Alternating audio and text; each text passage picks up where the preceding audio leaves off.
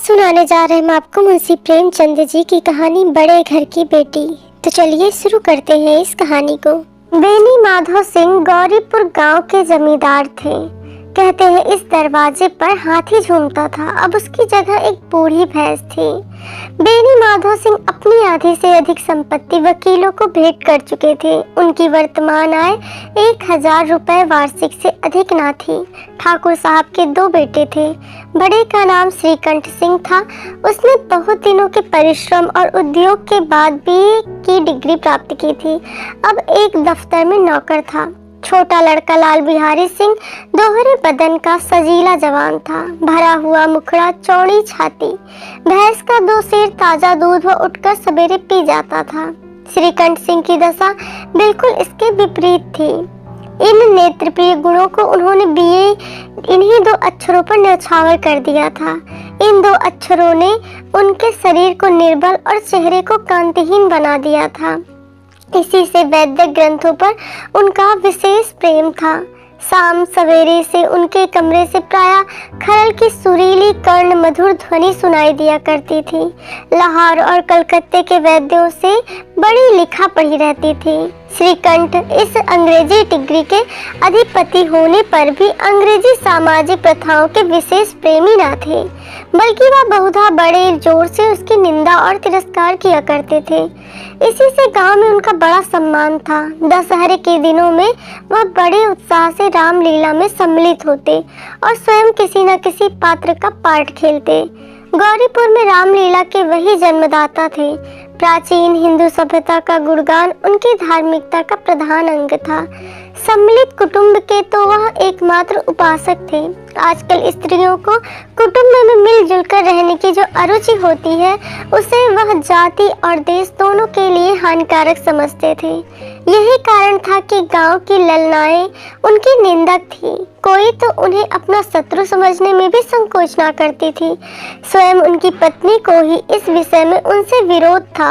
यह इसीलिए नहीं कि उसे अपने सास ससुर देवर या जेठ आदि से घृणा थी, बल्कि उसका विचार था कि यदि बहुत कुछ सहने और तरह देने पर भी परिवार के साथ निर्वाह ना हो सके तो आए दिन की कला से जीवन को नष्ट करने की अपेक्षा यही उत्तम है कि अपनी खिचड़ी अलग पकाई जाए। आनंदी एक बड़े उच्च कुल की लड़की थी। उसके बाप एक छोटी सी रियासत के तालुकेदार थे। विशाल भवन, एक हाथी, 3 कुत्ते, बाज, बाहरी सिक्रे, झाड़, फानूस, अनरेरी, मजिस्ट्रेट और ऋण जो एक प्रतिष्ठित तालुकेदार के भोग्य पदार्थ हैं, सभी यहाँ विद्यमान थे। नाम था भूप सिंह। बड़े उदार चित्त और प्रतिभाशाली पुरुष थे, पर दुर्भाग्य से लड़का एक भी ना था। 7 लड़कियां हुई और दैव योग से सबकी सब जीवित रही। पहली उमंग में तो उन्होंने 3 ब्याह दिल पर खोल कर किए, पर 15-20 हजार रुपयों का कर्ज सिर पर हो गया तो आंखें खुली, हाथ समेट लिया। आनंदी चौथी लड़की थी। वह अपनी सब बहनों से अधिक रूपवती और गुणवती थी। इससे ठाकुर भूप सिंह उसे बहुत प्यार करते थे।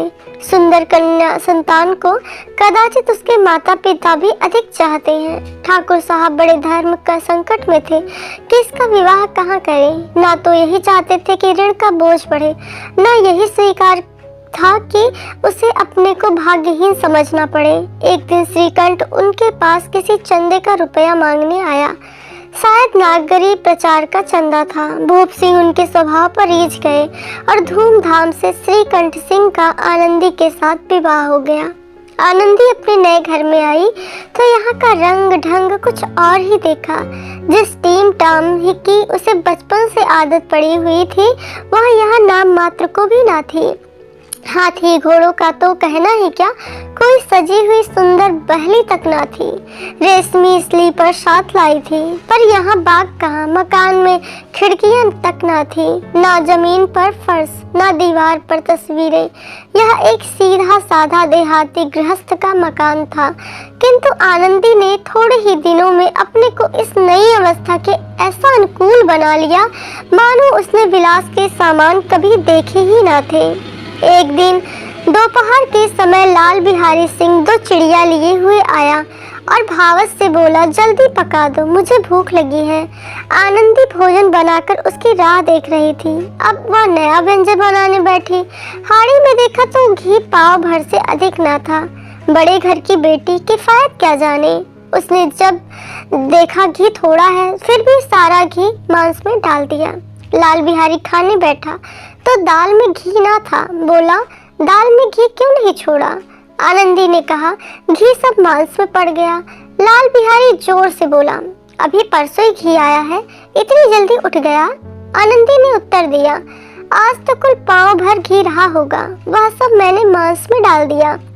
जिस तरह सूखी लकड़ी जल्दी से जल उठती है, उसी तरह क्षुधा से बावला मनुष्य जरा सी बात पर तिनक जाता है। लाल बिहारी को भावच की अठिठाई बहुत बुरी मालूम हुई।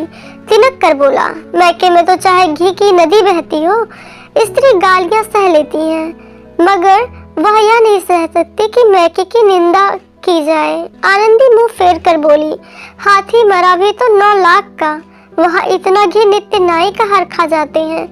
लाल बिहारी चल गया। थाली उठाकर पलट दी और बोला, जी चाहता है जीभ पकड़कर खींच लूं। आनंदी को भी क्रोध आ गया, मुंह लाल हो गया। बोली, वह होते तो आज इसका मजा चखाते। अब अपर उजड़ ठाकुर से न रहा गया। उसकी स्त्री एक साधारण जमींदार की बेटी थी। जब जी चाहता उस पर हाथ साफ कर लिया करता था। खड़ाऊ उठाकर आनंदी की ओर जोर से फेंकी और बोला, जिसके गुमान पर भूली हुई हो उसे भी देखूंगा और तुम्हें भी। आनंदी ने हाथ से खड़ाऊ रोकी, सिर बच गया पर उंगली में बड़ी चोट आई। आनंदी खून का घूंट पीकर रह गई। श्रीकंठ सिंह शनिवार को घर आया करते थे। बृहस्पतिवार को यह घटना हुई थी। 2 दिन तक आनंदी को भवन में रही, न कुछ खाया न पिया, बस उनकी बाट देखती रही। अंत में शनिवार को नियमानुकूल संध्या समय घर आए और बाहर बैठकर कुछ इधर उधर की बातें की। कुछ देश काल संबंधी समाचार तथा कुछ नए मुकदमों आदि की चर्चा करने लगे। यह वार्तालाप 10 बजे रात तक होता रहा। गांव के भद्र पुरुषों को इन बातों में ऐसा आनंद मिलता था कि खाने पीने की भी सुध न रहती थी। श्रीकंठ को पिंड छुड़ाना मुश्किल हो जाता था। ये 2-3 घंटे आनंदी ने बड़े कष्ट से काटे। किसी तरह भोजन का समय आया, पंचायत उठी, एकांत हुआ तो लाल बिहारी ने कहा, भैया आप जरा भाभी को समझा दीजिएगा कि मुंह संभाल कर बातचीत किया करे, नहीं तो एक दिन अनर्थ हो जाएगा। बेनी माधव सिंह ने बेटे की ओर से साक्षी दी। हाँ, बहु बेटियों का यह स्वभाव अच्छा नहीं कि मर्दों के मुंह लगे। लाल बिहारी बोले, वह बड़े घर की बेटी है तो हम भी कोई कुर्मी कहार तो नहीं है? श्रीकंठ ने चिंतित स्वर में पूछा, आखिर बात क्या हुई है? लाल बिहारी ने कहा, कुछ भी नहीं, यूं ही आप उलझ पड़ी। मैके के सामने हम लोगों को कुछ समझती ही नहीं। श्रीकंठ खा पीकर आनंदी के पास आए। वह भरी बैठी थी। यह हजरत भी कुछ तीखे थे। आनंदी ने पूछा, चित्त तो प्रसन्न है? श्रीकंठ बोले, बहुत प्रसन्न है, पर तुमने आजकल घर में यह कैसा उपद्रव मचा रखा है?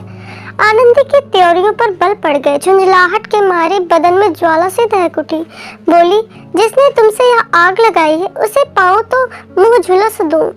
श्रीकंठ बोले, इतनी गर्म क्यों होती हो, बात तो कहो। आनंदी बोली, क्या कहूँ, यह मेरे भाग्य का फेर है, नहीं तो गंवार छोकरा जिसको चपरासी गिरी करने का भी सहूर नहीं, मुझे खड़ाऊ से मारकर यूं ना करता। श्रीकंठ बोले, साफ हाल कहो तो मालूम हो, मुझे तो कुछ पता ही नहीं। आनंदी बोली, परसों तुम्हारे लाडले भाई ने मुझसे मांस पकाने को कहा। घी हाड़ी में पाव भर से अधिक न था, वह सब मैंने मांस में डाल दिया। जब खाने बैठे तो कहने लगा, दाल में घी क्यों नहीं है? बस इस पर मेरे मैके को बुरा भला कहने लगे। मुझसे ना रहा गया। मैंने कहा कि वहाँ इतना घी तो नाई कहार खा जाते हैं और किसी का जान भी नहीं पड़ता। बस इतनी सी बात पर इस अन्यायी ने मुझ पर खड़ाऊ फेंक कर मारी। यदि हाथ से ना रोक लेती तो सिर फट जाता। उसी से पूछो, मैंने जो कुछ कहा है वह सच है झूठ?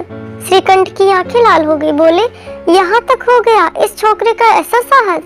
आनंदी स्त्रियों के स्वभावानुसार रोने लगी, क्योंकि आंसू उनकी पलकों पर रहते हैं। श्रीकंठ बड़े धैर्यवान और शांत पुरुष थे। उन्हें कदाचित ही कभी क्रोध आता था। स्त्रियों के आंसू पुरुषों की क्रोधाग्नि को भड़काने में तेल का काम कर देते हैं। रात भर करवटें बदलते रहे। उद्विग्नता के कारण पलक तक नहीं झपकी। प्रातःकाल अपने बाप के पास जाकर बोले, दादा अब इस घर में मेरा निवाह ना होगा। इस तरह की विद्रोहपूर्ण बातें कहने पर श्रीकंठ ने कितनी ही बार अपने कई मित्रों को आड़े हाथों लिया था, परंतु दुर्भाग्य आज उन्हें स्वयं यही बातें अपने मुंह से कहनी पड़ी। दूसरों को उपदेश देना भी कितना सहज है। बेनी माधो सिंह घबरा उठे और बोले, क्यों श्रीकंठ? इसीलिए कि मुझे भी अपनी मान प्रतिष्ठा का कुछ विचार है। आपके घर में अब अन्याय का प्रकोप हो रहा है। जिनको बड़ों का आदर सम्मान करना चाहिए वे उनके सिर चढ़ते हैं। मैं दूसरों का नौकर ठहरा घर पर रहता नहीं। यहाँ मेरे पीछे स्त्रियों पर खड़ा हूँ और जूतों की बौछार होती है। कड़ी बात तक चिंता नहीं, कोई एक की दो कह ले, वहाँ तक मैं समझ सकता हूँ, किंतु यह कदापि नहीं हो सकता कि मेरे ऊपर लात घूंसे पड़े और मैं दम न मारूं। बेनी माधो सिंह कुछ जवाब ना दे सके। श्रीकंठ सदैव उनका आदर करते थे। उनके ऐसे तेवर देख बूढ़ा ठाकुर अवाक रह गया। केवल इतना ही बोला, बेटा तुम बुद्धिमान हो, कभी ऐसी बातें करते हो? स्त्रियां ही इस घर का नाश कर देती हैं, उनको सिर पर चढ़ाना अच्छा नहीं। श्रीकंठ बोले, इतना मैं जानता हूँ, आपके आशीर्वाद से ऐसा मूर्ख नहीं हूँ। आप स्वयं जानते हैं कि मेरे ही समझाने बुझाने से इस गांव में कई घर संभल गए, पर जिस स्त्री की मान प्रतिष्ठा का ईश्वर के दरबार में उत्तरदायी हूँ, उसके प्रति ऐसा घोर अन्याय और पशुवत व्यवहार मुझे असह्य है।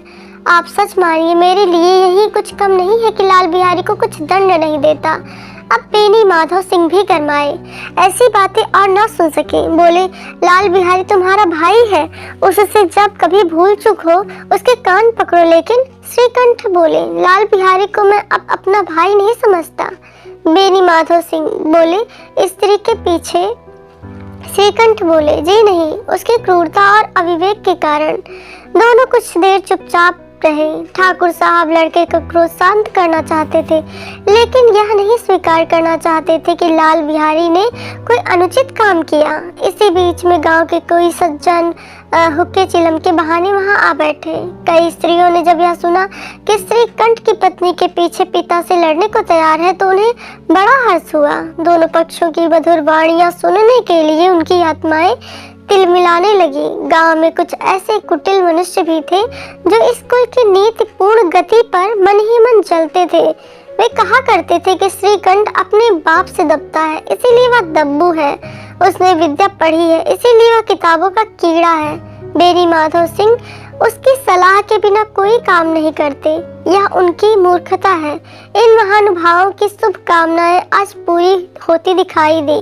कोई हुक्का पीने के बहाने और कोई लगान की रसीद दिखाने आ बैठ गया। बेनी माधो सिंह पुराने आदमी थे, इन भावों को ताड़ गए। उन्होंने निश्चय किया, चाहे कुछ हो जाए, इन द्रोहियों को ताली बजाने का अवसर ना दूंगा। तुरंत कोमल शब्दों में बोले, बेटा मैं तुमसे बाहर नहीं हूँ, तुम्हारा जो चीज चाहे करो। अब तो लड़के से अपराध हो ही गया। श्रीकंठ बोले, उसकी इस दुष्टता को मैं कदापि नहीं सह सकता। या तो वही घर में रहेगा या मैं रहूंगा। लाल बिहारी सिंह दरवाजे की चौखट पर चुपचाप खड़ा बड़े भाई की बातें सुन रहा था।